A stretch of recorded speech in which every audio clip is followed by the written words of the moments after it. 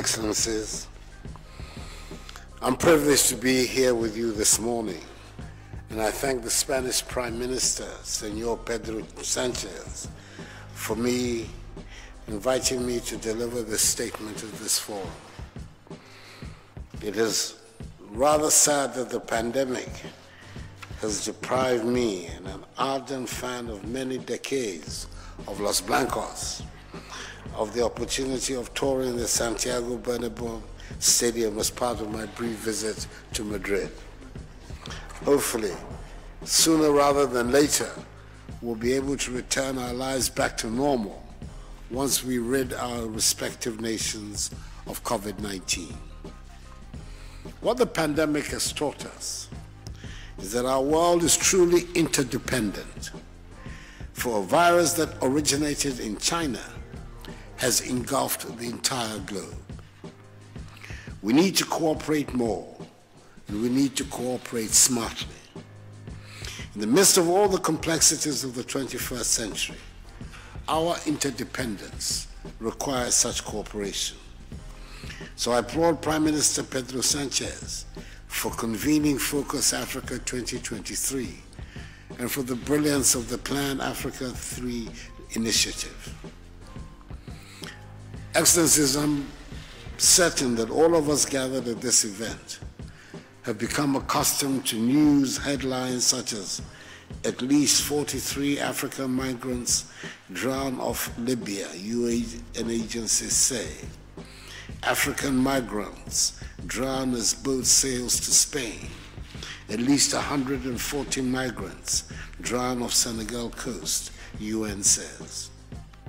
For those of us who come from a continent that is in possession of some 30% of the Earth's remaining mineral resources and some 50% of the world's arable lands, it is disheartening to acknowledge that African youth do not see a future in their respective countries and are willing to cross the Sahara Desert on foot and drown in the Mediterranean Sea in a desperate bid to reach the mirage of a better life in Europe. It is eloquent testimony to the inability of the current structures of African economies, producing and exporting raw materials, importing manufactured goods and services from Europe and elsewhere, to generate the numbers of decent, well-paying jobs that Africa's youth crave. But fortunately, there's now a consensus amongst the current crop of African leaders of the urgent need to remedy the situation and relate with the rest of the world on the base of trade and investment cooperation in value-added activities. As President of the Republic of Ghana, I believe the time has come for Africa, Spain, and indeed the rest of Europe to establish a sustainable strategic partnership based on trade and investment cooperation on the exchange of value-added transactions. It would obviate the resort to aid which has not achieved its purpose. Hence the mantra of Ghana Beyond Aid, which is the overarching goal of Ghanaian public policy. Indeed, a very important plank of this new strategic partnership between Africa, Spain, and Europe would be the strong support for the African Continental Free Trade Area, AFCFTA, which began trading on 1st January.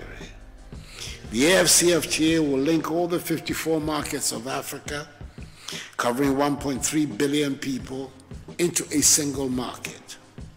It is the world's largest free trade area outside of the World Trade Organization itself.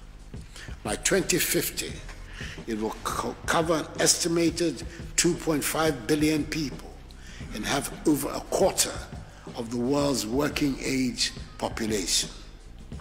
Imagine the investment and business opportunities offered by the infrastructure required to link our markets more effectively. And imagine the business opportunities that this huge market would offer for manufacturing and service firms from Spain and Europe that could establish production facilities in Africa to serve the African markets. And with the enhanced growth that will result from all of these, the market opportunities for exporters from Spain and Europe could be truly amazing. Inasmuch as the pandemic has wreaked havoc on the Ghanaian economy, we've seen a relatively favorable situation with respect to our health outlook, contrary to the fears many had about the impact of the pandemic in Africa. Our active cases in Ghana are declining and now stand at some 2,410 cases. We've recorded some 740 deaths and have since the start of March vaccinated some 500,000 Ghanaians. The goal is to vaccinate 20 million Ghanaians by the end of the year, which would effectively mean the vaccination of the entire adult population of our country. We in Ghana are embarked on the path of accelerated economic development through improved macroeconomic management, improved domestic revenue mobilization, emanating from reforms in public policy revenue and administration, creation of conducive environments for businesses to flourish, tackling corruption, and curbing excessive bureaucratic procedures. We're ensuring that all our children have unfettered access to education through our free senior high school policy. We're moving towards attaining universal health coverage for all Ghanaians through the National Health Insurance Scheme. We're processing more and more of our raw materials through our One District, One Factory initiative. We've become a net exporter of food under our program for Planting for Food and Jobs, and we're determined to move Ghana to a situation beyond aid.